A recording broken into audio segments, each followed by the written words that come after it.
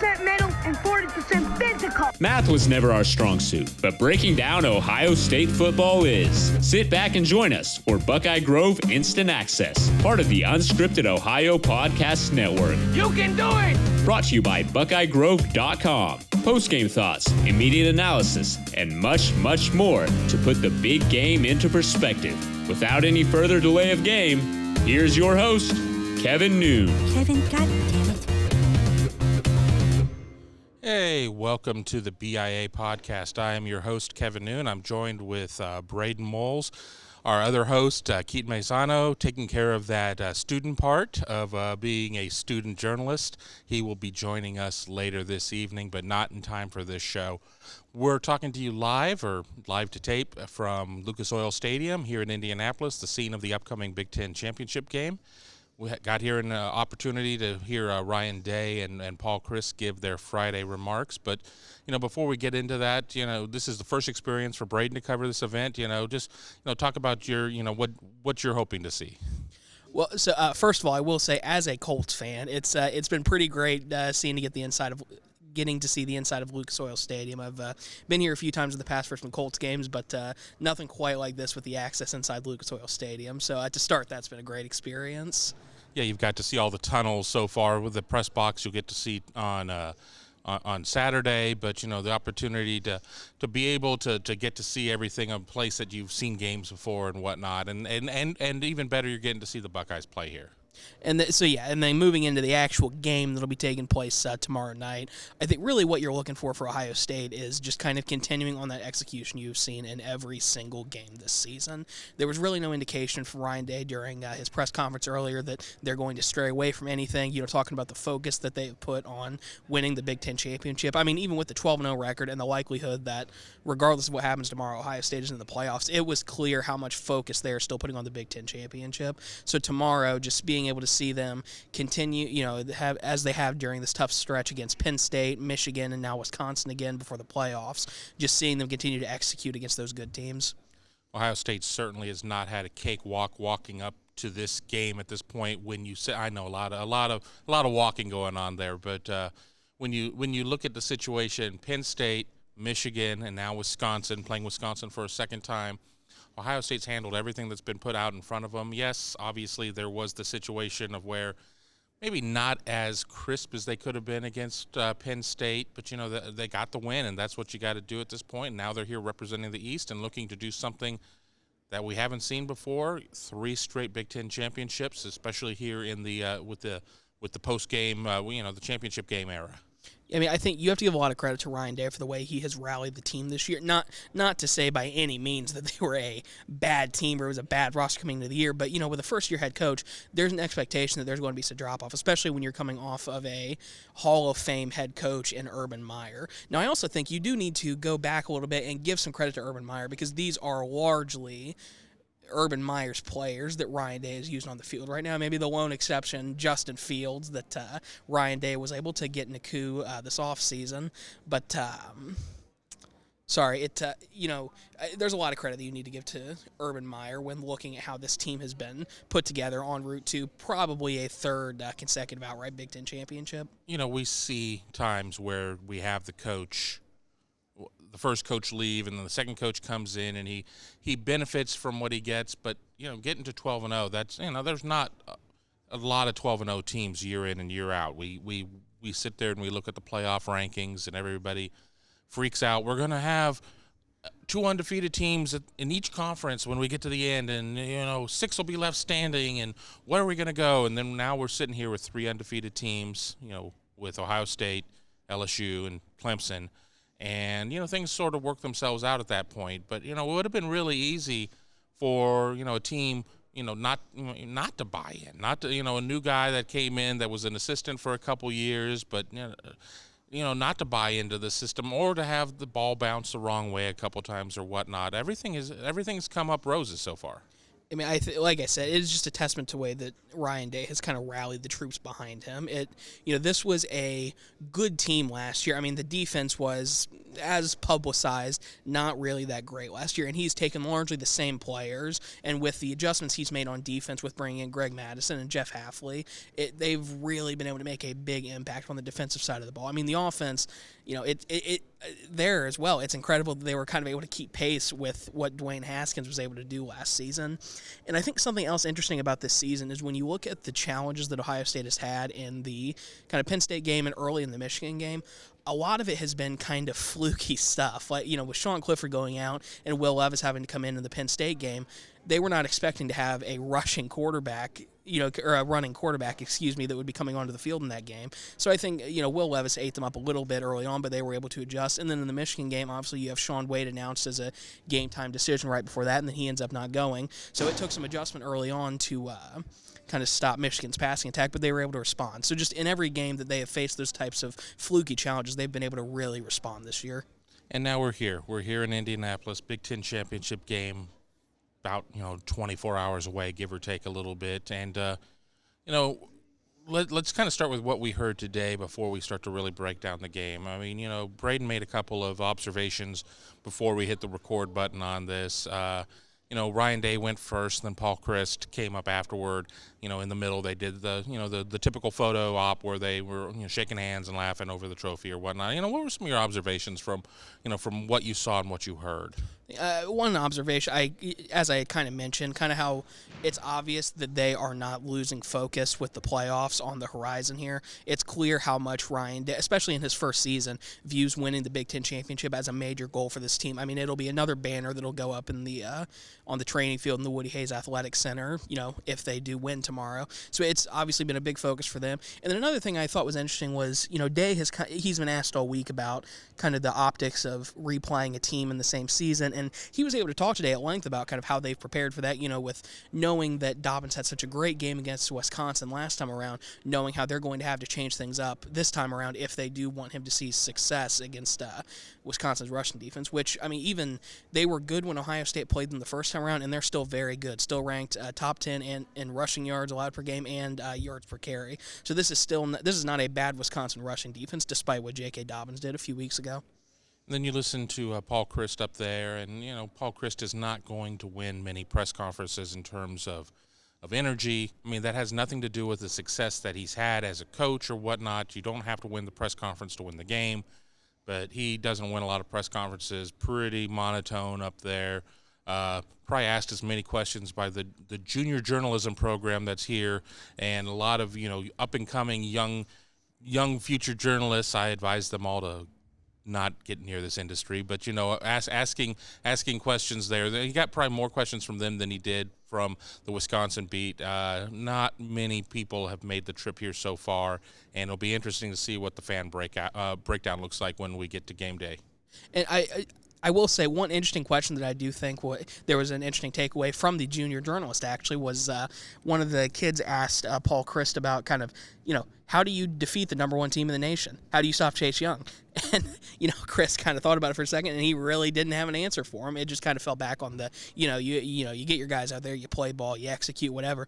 But, I mean, it's clear this is an outmatched Wisconsin team. I mean, we thought they may be kind of similar when they played the first time around. I mean, some people thought, obviously before they lost to Illinois, a lot of people thought Wisconsin may be able to come into Ohio Stadium and win. But now it's just, just a few short weeks later, these teams really don't seem to be in the same stratosphere. I mean, our score predictions for this week on Buckeye Grove, generally all between probably 3 to 4 touchdowns, predicting Ohio State to win by. So it was just really interesting how there's just kind of a feeling throughout here that Wisconsin just does not have a chance in this game.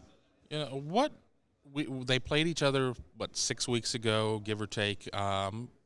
We saw how that game went. We don't have to completely re-dissect that at that point. But what are you most interested in seeing? One or two things in terms of this game. I think so. Obviously, last week we saw Shea Patterson able to take advantage of Ohio State's secondary with Sean Wade out. Wade will be back this week, as we saw on the depth chart that came out earlier this morning. But Jack Cohn, Wisconsin's quarterback, has looked pretty good the last couple of weeks, especially against Minnesota, where they were able to take back the axe and clinch the Big Ten West. I think it'll be interesting to see how Cohn can go against Ohio State's secondary, because they have been very good this season, but Shea Patterson was probably the best quarterback they played this season. Now, again, the loss of Sean Wade was a big impact on that, but it will be interesting to see how Cohn can compete against Ohio State's secondary. The thing I'll say is that while Wisconsin obviously won their last 4 games to be able to get here, they've given up 14, 17 points minimum in all 4 of those games. That was not something they were doing a lot of early in the season. Obviously, gave up too many against Illinois, gave up 38 against Ohio State. I'm curious to see if Ohio State's going to be able to put up even more. We kind of talk about how Justin Fields said after that rainy, windy game in Columbus 6 weeks ago about, if the conditions were better, we probably could have put up 50. How will they be able to? There's not going to be any rain in Lucas Oil and it's going to be a fast track. So there's all the opportunity in the world, but you also have a Justin Fields who will be wearing the bulkier knee brace. The run game will probably be limited, but I even want to jump in on something that Ryan Day had said as well. If you look at the times that Justin has gotten in trouble and really been hit and dealt with some injury, it's been on pass plays.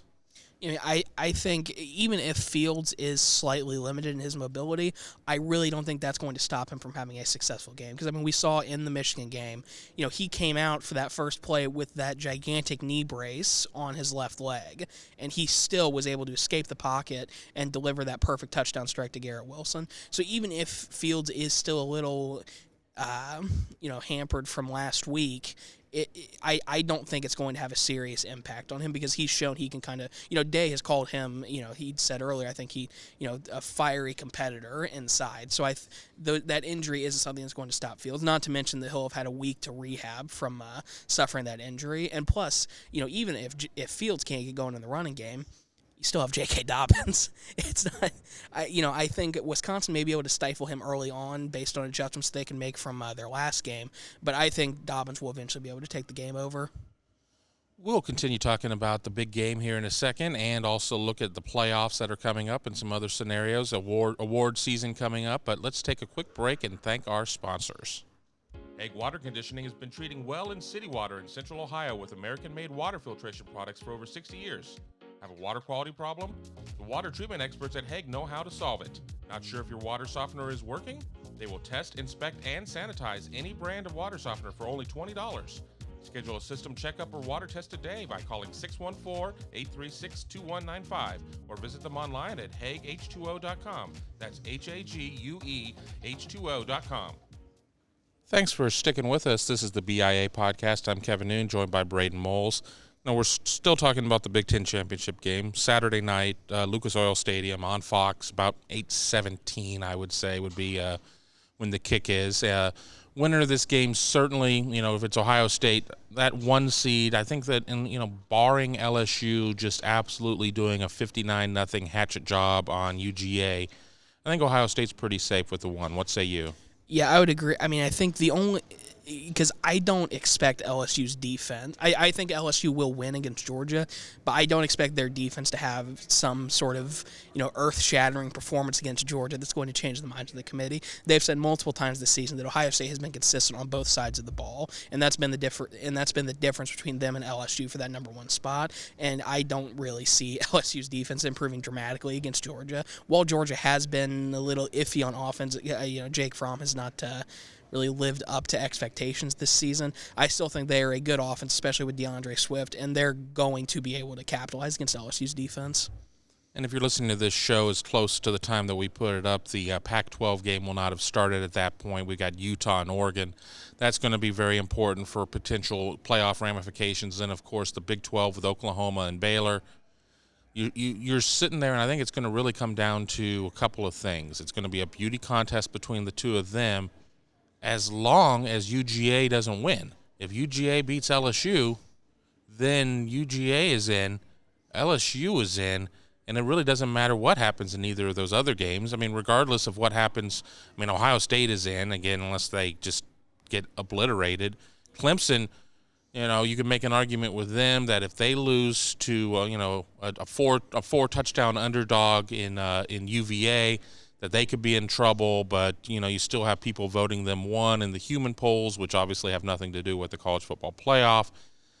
We so many times sit there and we talk about what happens if chalk happens. We also kind of talk about what happens if chaos ensues and everything goes awry. Neither are common. There's always going to be a little wrinkle that's thrown in there, but that's what makes it so fun. So as opposed to the March Madness mentality that Day has talked about, I'm going all chalk this weekend. I think that Ohio State, LSU, and Clemson are all going to win, and then I think Utah will beat Oregon handedly to kind of wrap up that fourth spot.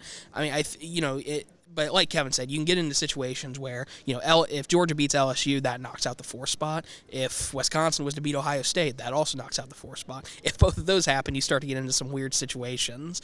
But I think Utah has shown themselves to be, they're ranked number one in the nation in yards per carry. And in general, their defense has been, I think, top 5 in pretty much every category. So I think, they haven't played the best schedule. I mean, I think they lost to probably the best team they played in USC.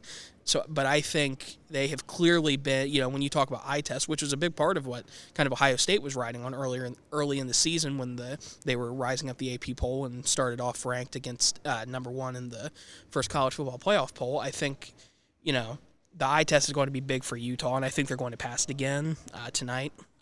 Of course, everybody's going to sit there and talk about, the Big 12 and how things are there. I mean, it was only a few weeks ago that everybody was writing off the Pac-12. I mean, that everybody had that early loss. I mean, my big prediction going into the season was that they were going to be already, dead and buried by the start of November. And, here we are, and we're still talking about them. But they were red last rights at one point. Well, yeah, because, it really was that kind of LSU's gradual rise over the season. And then kind of, Oklahoma's loss to Kansas State is really what kind of gave the Pac-12 some more life because, probably, 6 or 7 weeks into the season, you were probably looking at a playoff of Alabama, Ohio State, Clemson, and then, some other, probably Oklahoma. But then everything with Tua's injury and then Oklahoma's loss and then, like I said, LSU's kind of rise to the rankings. I think that kind of messed everything up a little bit, and it allowed Pac-12 to kind of get back into things. So it'll be fun to watch all that tonight. And then, even beyond all of this, we'll know what the playoffs are come Sunday. You'll hear from us on, Saturday night after the Big Ten championship game, and you'll hear from us again on Sunday after the rankings come out. We've had a minute or 3 to digest them at that point. But, beyond that, the national awards. And really, we can sit there and we could talk about the Nagurski and the Bednarik and all of this, but everybody wants to talk about the Heisman. Ohio State has 3 legitimate candidates. I mean, obviously, Joe Burrow seems to be the heavy betting favorite. So you should probably pencil him into New York. But, how do things shake out? I mean, we never know. I mean, you could be 3 finalists, it could be 5 finalists. It all really is dictated by where the votes are. You're not going to bring in somebody who's going to finish 13th and embarrass the poor kid or whatever.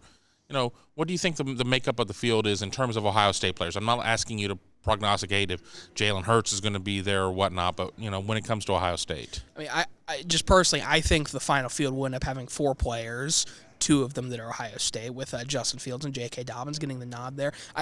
I know you specifically just said not to mention Jalen Hurts, but I will say I think Jalen Hurts' performance tomorrow against Baylor will have a big impact on who is standing in New York at the end of the season. Because if he has a great performance, I mean, he's been up there in the Heisman odds all season. He took a bit of a dive after the Kansas State game, even where he still kind of had a pretty good game there, and then obviously the big comeback against Baylor. So he's been up there all season. So I think it would take a pretty bad game against Baylor to knock him out of that.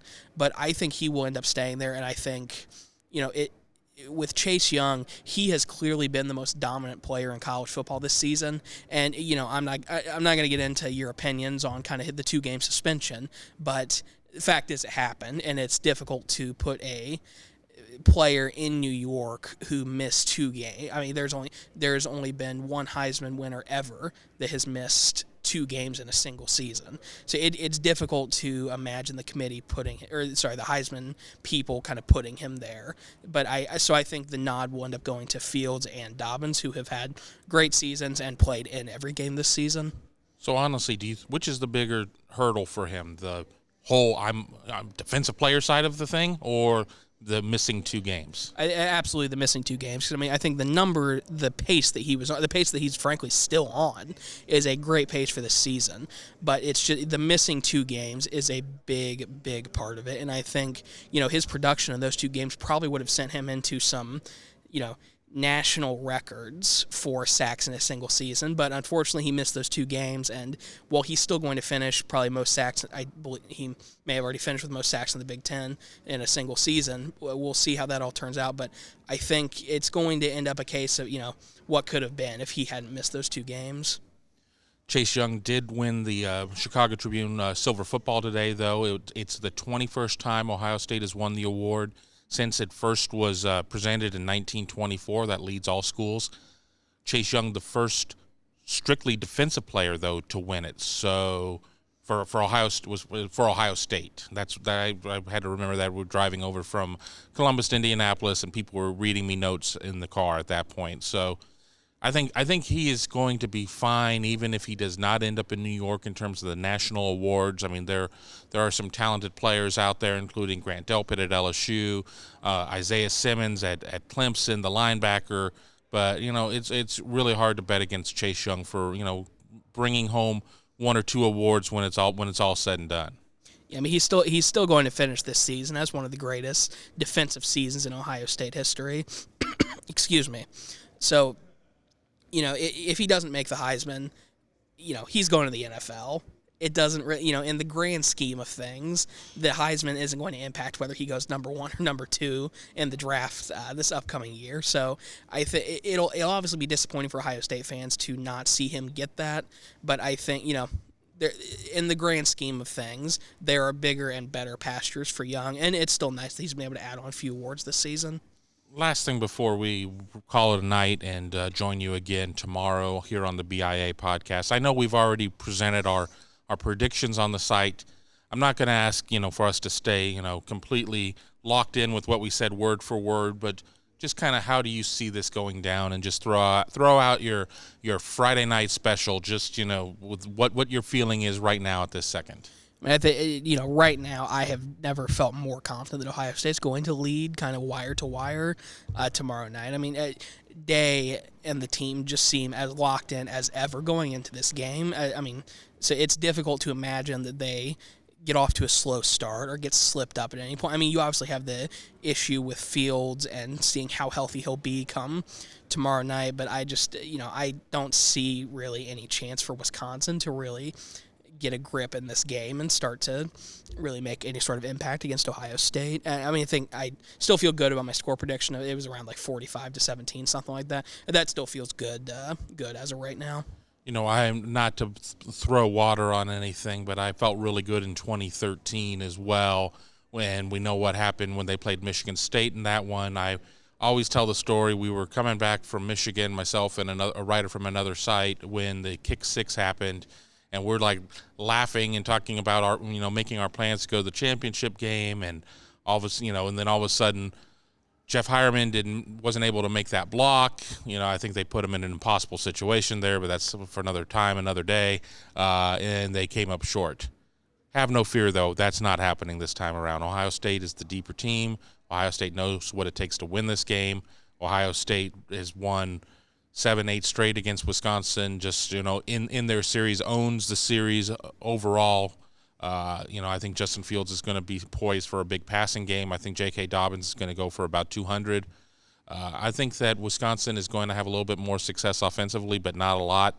The Buckeyes will keep Jonathan Taylor in check. Look for the jet sweeps, look for things along those lines for them to try and find any creases in the defense that they can maybe get to. The loss of A.J. Taylor is going to be a big deal. It's going to mean that either Danny Davis or somebody like that's going to need to step into that 2 role behind Quintez Cephas. But I'm still riding pretty high on my 49-13 Ohio State. So, any final thoughts? I think, 24 hours or so from now, maybe a little more, we can start looking towards the playoffs. I mean, it's something we've kind of, ever since kind of the middle of the season, I would say really after the Nebraska game, we started kind of thinking, okay, maybe this team can really do something.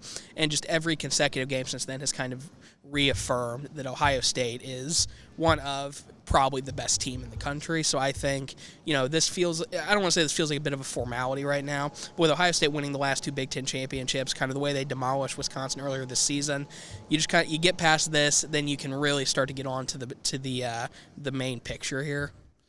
Yeah, I agree with all of that you said there, and I'm looking forward to an exciting game, and of course we'll have all the post-game coverage here at BuckeyeGrove.com. Keaton Maisano will join us tomorrow night unless he gets lost on his way to Indianapolis. So I want to thank Braden for joining me here on this quick version of the BIA podcast, and we will talk to you soon.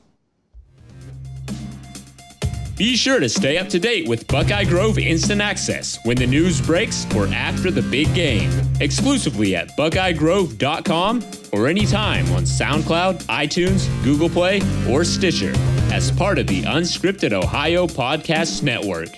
Hit that subscribe button so you can stay in the know and never miss a single episode.